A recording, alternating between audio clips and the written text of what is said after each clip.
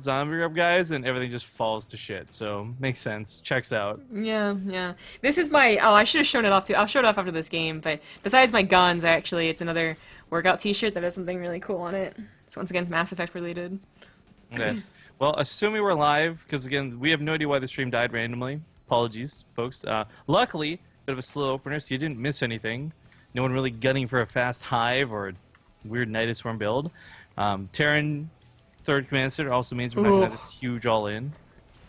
Not a fan of this. Oh, Jesus. There's been so many situations where we've seen this hurt more than help, but I can understand wanting to get a quick wall down because he did just scout and see like, okay, I don't know. Like, looking at what he saw with his Hellions, actually at a quick glance, really didn't see much. So it is kind of that concern where you're like, okay, I don't see any drones mining at the third. I don't know when it finished. Maybe he's got like 40 roaches at the top of the ramp waiting. Yeah, well, there certainly were a lot of lings, and you just don't want to engage that on creep. Bomber Fan has been winning the income war for some time, as well, Nosneb had to take the Hellions seriously and actually is pretty far down on drones. Starting to make up for that right now, in fact. Bomber Fan also got away with the third CC, so it checks out that he must be a Bomber Fan. To go for a third CC, and Legacy of the Void is actually really rare. And Heart of the Swarm and Wings of Liberty is like the only thing you're going for, but you see a lot more two-base openers of some sort. Regardless. We have upgrades on the way. Hellions are being cleaned up, but after a certain point, they're basically forfeits. So just try and take as many lings down with you. Rip. Rip. Rip just like the stream. Ooh, that's not a good place to set up the Liberator. No, it is not. And oh, is the Queen gonna get the last hit? So close. Oh. So, I would like to point out, by the way, with the stream intermittently crashing for no reason, I'm wondering if there was a problem with your OBS or if it was a connection to Twitch, because we've obviously been experiencing this through me more recently with connections straight up to Twitch. I feel like it's not gonna come back up. We're still not at 3 minutes yet, but this thing is usually blinking green or red if its frames are dropping, and it's not blinking at all. So it's going to be super awkward when we're talking about it not being live, but then it actually goes live. Because that's a little bit. That's how things tend to go, right? Like, yeah, you know, whatever. Yeah. Yeah. We'll see you in 15 seconds. 14, 13, 12, 11. Nothing else going on. Oh, I was just saying, we're really counting this down. Yeah. This is like when I ask you to do countdowns for giveaways, and I expect 3, 2, 1. Sounds about right. Instead, 14, I get like 11, 13. 10. Sounds about right. Alright, well, we finally have a little bit of action, at least. I'll keep casting just on the off chance it works, so, you know, carry us, don't worry. And the medevac, it doesn't really have a direct answer to it because it's roaches, because it's ravagers. There's not anything to really chase this out of the sky. But it can't fight. Ravagers and roaches are way too much. These drops aren't getting anything done. Okay, yeah, it came back up. I guess there's also... I'm so used to having a Twitch delay working... Oh, whoopsie-daisy. Twitch delay working instead of the actual client delay that because it's now blinking green, so hey, way to go. Oh well. Nailed it. Okay, so 2 medevacs coming through here. You guys really did not miss much in those 3 minutes, other than a medevac dying and a Liberator almost dying. Liberator in my main. Yeah, so again, we don't really know where it cut out, so we're not going to do like a full game recap, just accept it for where it is. And we are slowly getting away to possibly Hive Tech here. Now, Nosneb has not only just gotten away with a lot in terms of roaches and ravagers, but the fact that he is getting a hive, and this is the first time a real drop is coming into play, and it's just in air quotes, because this is a pretty heavy amount of Marines. Whereas before, it was barely a full medevac, you kind of had to be a little bit worried. Now, not so much. Oh, Nosneb was preparing for an attack, but then gets the drop as soon as he moves over the across the map, so that's quite awkward. He does decide to go for the attack. There's no tank set up, but the units are already pre-positioned here to try and take a good concave. The main base is going to go down, that's it. They can just pick up from there. And this attack is not doing so poorly. A couple will go to Ravager. Oh, really good Corrosive Biles there, but I think reinforcements could be able to handle this. Get that Liberator! Is that the same Liberator? Are you serious? The one that almost died? Wow, you're a trooper. Liberator hype. The marine drop was cleaned up, so maybe the reinforcements are a little more questionable. The medevacs are dying to the corrosive bile, which really shouldn't be the case. He's taken so many corrosive bile hits to the face, and you do desperately need that medevac. Oh, he gets the medevac and the liberator. Unfortunate there for our Terran player. He needs to actually stop rallying right now. He's not going to overpower non-snubs. There we go. Just go back. Pick up your SCVs and your medevac if you can. Definitely lift that third CC. Not thinking about the medevac, however. He's going to go for a drop. Okay. Okay.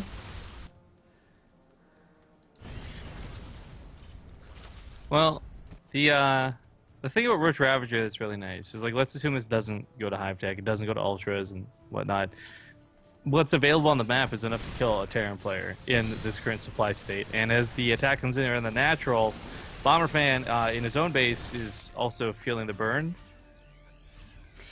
The upgrades are actually in favor of Bomber Fan, so that definitely helped. And the lack of corrosive bile with that attack up the ramp meant that Bomber Fan was going to be able to take a good fight, so it's actually probably a lot better Nosneb went to go deal with this drop. Oddly enough, Bomber Fan, like, he got the SCVs, or, well, like, a portion of the SCVs out. Oh, bye-bye third base.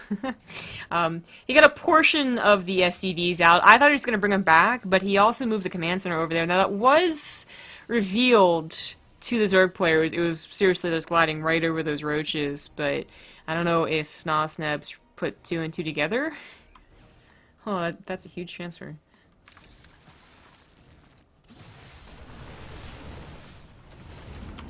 Well, it's really unfortunate we don't have use of the infestation pit too much, but well, the small drop goes here. Another big attack goes on the other side of the map, so I think it's like the third one we're choosing not to watch. Okay. Loses a lot of his roaches and ravagers. In fact, Zerg army pretty much gone now. I was watching it. Are you? My camera... Okay, that's weird then. Yeah, I was definitely watching the main engagement. Now I'm back to the drop, but... Really? My camera's been on you this whole time, and it's just like constantly following this one medevac around. Like, man, where are you looking right now? The main army. That can sometimes happen. I've actually experienced that too, where I've just been like, where the fuck is Rifkin looking? And then I realized that you'd followed something at one point, and it just stuck. Okay, I'm not used to being on the other end of the observer camera here, so I was just like, why is she going to engagement? I'm just like, she's better than this. I know she's better than this. I thought you were ragging on me about losing the drop. No. The opposite. I was busy watching only the drop, apparently. Alright, so Bomber Fan gets a little overeager in that game, and does take a dip in that supply. Goes for the main base again, but definitely, yeah, just pick up and leave. We now have a fourth base, which is like in the natural, but that's some pretty healthy mining for Bomber Fan. Now he has an even bigger upgrade lead. I've through this one moment, by the way, been made comfortably aware of how bad of a backseat driver I would be, like, in real life. No, you were... Like, I drove you around, you weren't that bad. Okay, well, regardless... I will say I'm a little bit surprised. Bomber Fan, initially, with the drops not doing anything, I thought was going to be kind of just SOL, you know? But looking a bit better now. His army supply takes a big lead. He's got upgrades at the wazoo. And I think one of the big key factors is there is no Hive Tech still. There aren't Ultralisks on the way. Not to say that Roaches, Ravagers, and such aren't scary, but there's not really been any use for that infestation pit. Without the fungal growth to hold the army in place, Roach and Ravagers on low upgrades... not units you're going to want to be fighting with 15 minutes into the game. Yeah, that's certainly true. Really wish you would use it, but only just now establishing a fourth base, and doesn't want to turn that into a hive, apparently. There are a lot of times with Zerg where going for tech is actually incredibly risky, though. So it's not like, oh my god, Nosneb's such an idiot for not doing this, but a risk needs to be taken, because he is falling further and further behind in this game. The natural base and the main base both lifted over to become the 4th and the 5th, essentially. Kind of funny to see it that. Yeah. But normally it's like one, not the other, but I guess they just both mined out close enough. There's still mineral patches in the main, but just abandoned ship because the gas is gone. Yeah, I guess but so. Yeah, that 4th base gets shut down, and you know what, at this point, I'm actually worried about Nosneb dying to lack of income. If he can't establish a 4th base, that 3rd base will not keep him alive for the rest of this game, and that supply count is growing more and more favorable for the Terran every step of the way. Yeah.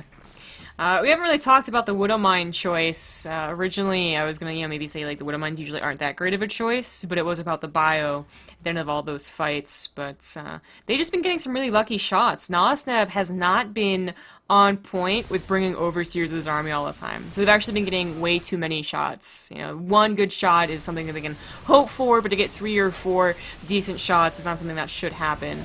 I guess the return is that we've been seeing the Terran take a lot of corrosive bio shots on medevacs, which also should not happen in an ideal world. Like those 2 medevacs that we just saw, these 2 do get outs, but and trading back and forth on those mistakes. Bomber fan could just consolidate and probably push in, but continuing with these drops. Yeah, the drops have been doing pretty good. What? It's not even that mine out. I mean, well, he did mule it pretty heavily, and why not? I mean, can we be honest? This isn't like something he can't afford to do. In fact, the command center may not even land before the game's over. Yeah. So The entire army dies. 4th base not re-established. 3rd base actually cleaned up, but that's the game. There's no army. You're gonna go back to nothing. Rest in all of the pepperonis, and this is gonna send us sailing into the 2v2 with. Shoot, I don't remember who's on which team. California taking the 2-0 lead. Okay, California taking the 2-0 lead with Bomber Fan. This means that if California wins the 2v2, it will be all over. Again, what's kind of cool about the 2v2, I started talking this up and kind of got like a little bit blocked out because of the forfeit, but like honestly, the 2v2 is the most interesting to me because it doesn't really matter if it's close in skill for 1v1s or not, because the actual gameplay of a 2v2 is very different. Strategies are not the same at all. Mm-hmm. I'm going to join the lobby after you, but I have to bring it back real quick so I don't miss any of the casting of the game. So, be right back. Alright. It's going to take some time to get the 2v2 set up anyway. We do have Sojourn, and I Love My Wife, versus Iron Piggy and Cloak. Iron Piggy and Cloak being on the winner team right now. Cloak, Iron Piggy. I don't see Sojourn. Or I Love My Wife.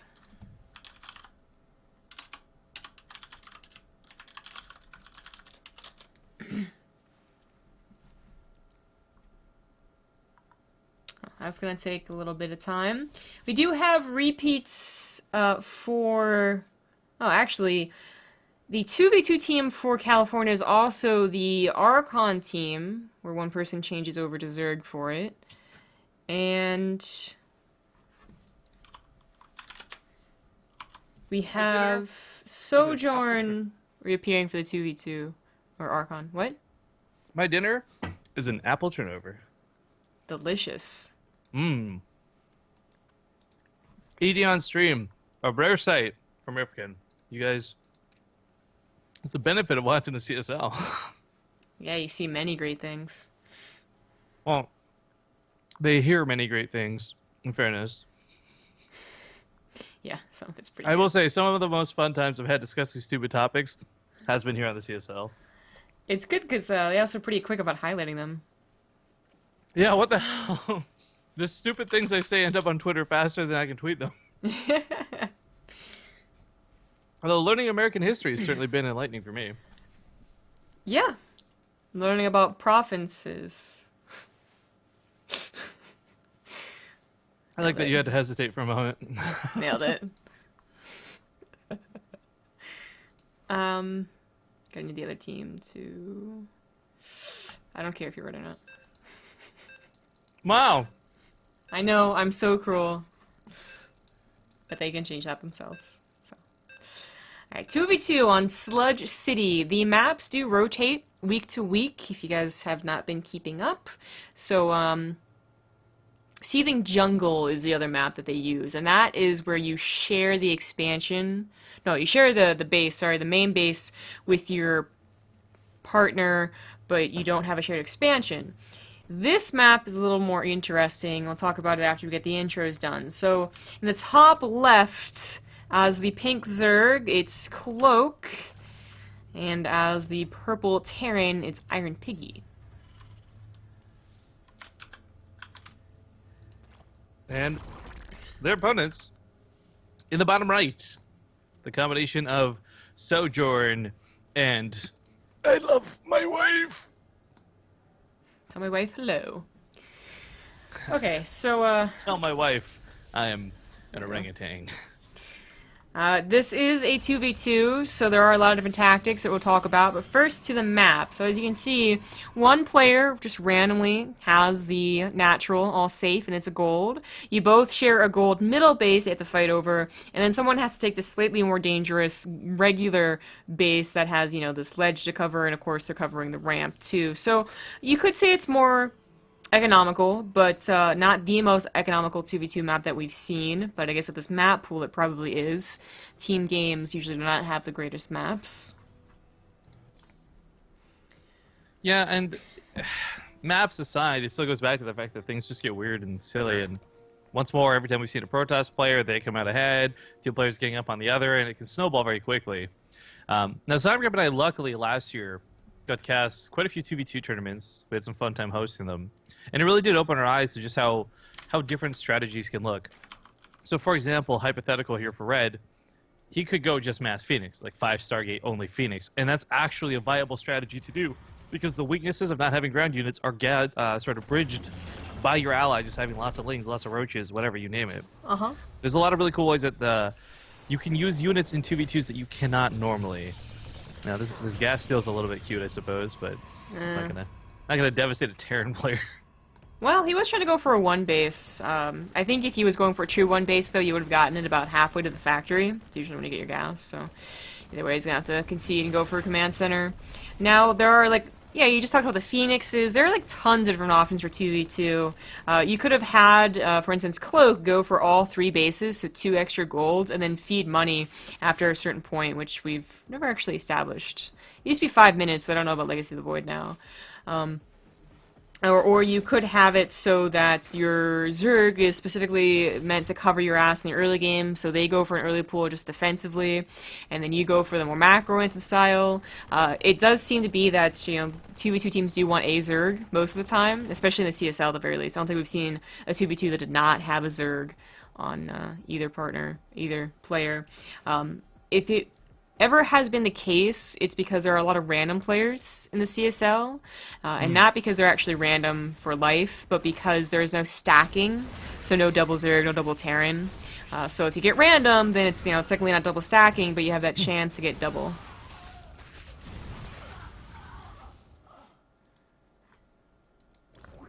Well, with the I thought the gas steal here would Uh-oh.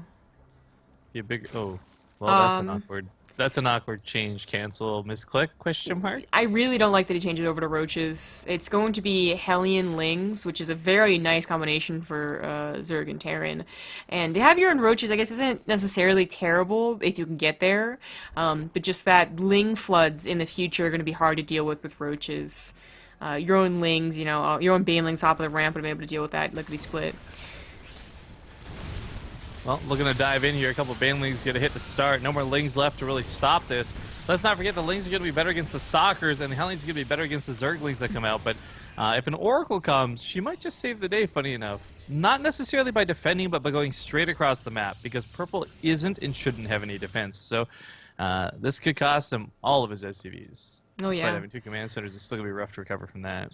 And it looks like our Terran has given its Zerg brethren the... No, not the other gold base, sorry. Just taking the normal base. Okay, so they're being nice. They're sharing the gold bases.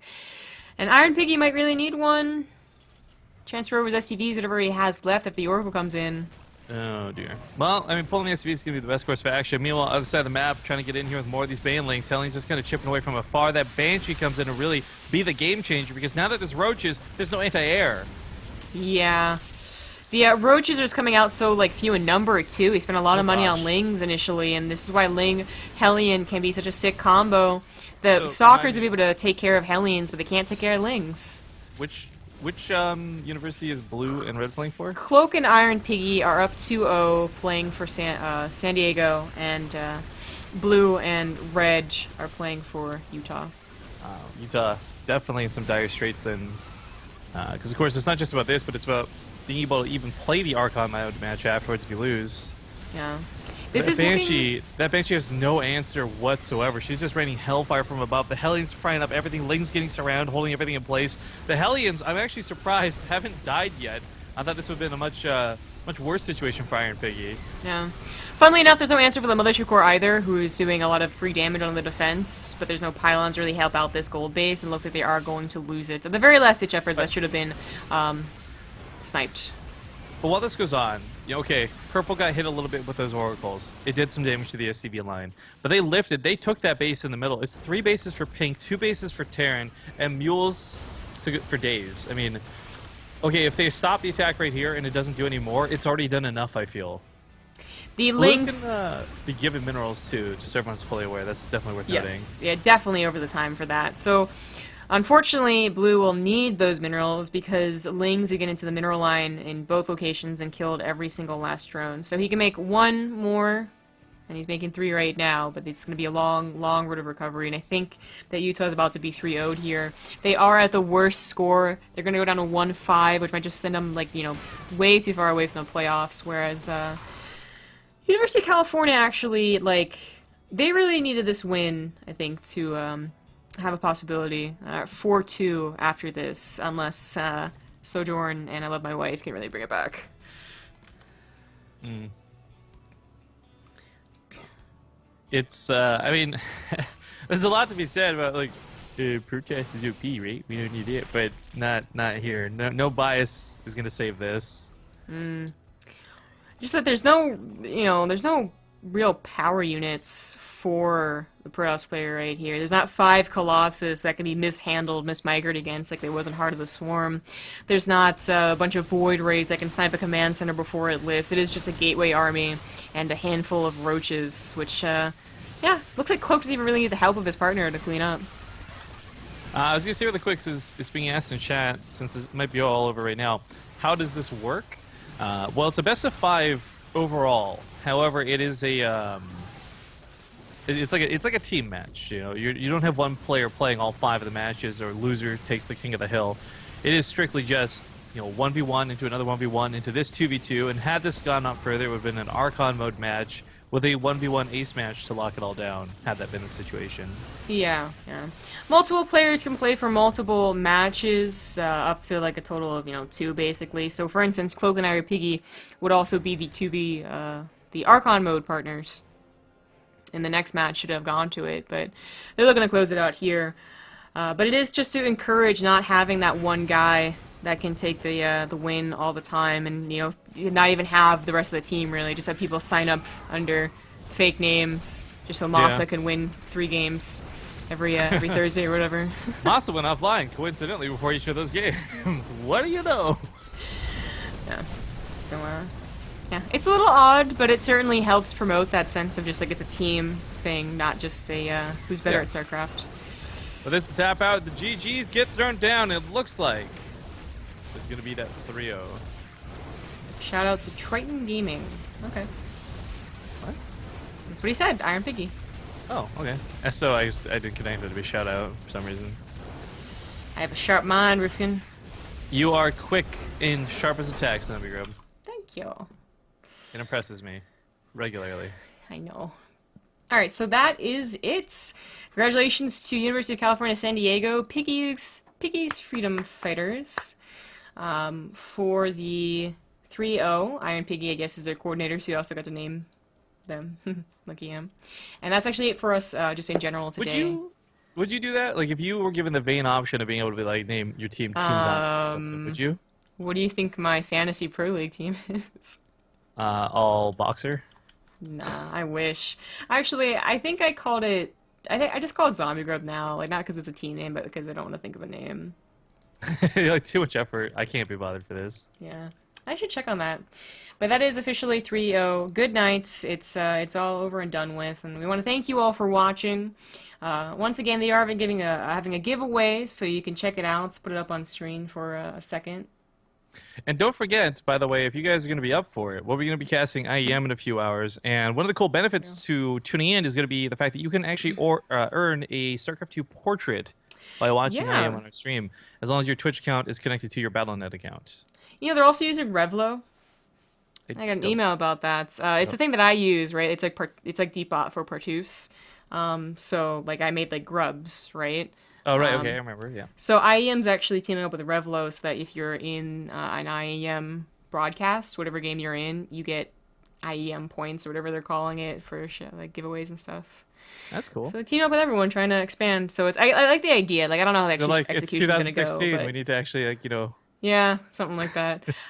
We'll see how it actually executes, but we'll definitely be up and early casting that on our own channel at Base Trade TV. But if you like the CSL, there's all the links down below. You can follow YouTube, Facebook, Twitter, their website if you're interested in maybe participating next year. If you're a senior in high school, for instance, definitely look into if there's already a preset college team, or if you're going to a decently sized school, starting your own. And yeah, you can follow me on Twitter at ZG Gaming. Rifkin? Riff_Kings with a Z, and we'll see you guys hopefully in a few hours for IM because we're pretty much going to bed like right now. Yep. So bye bye. See you then.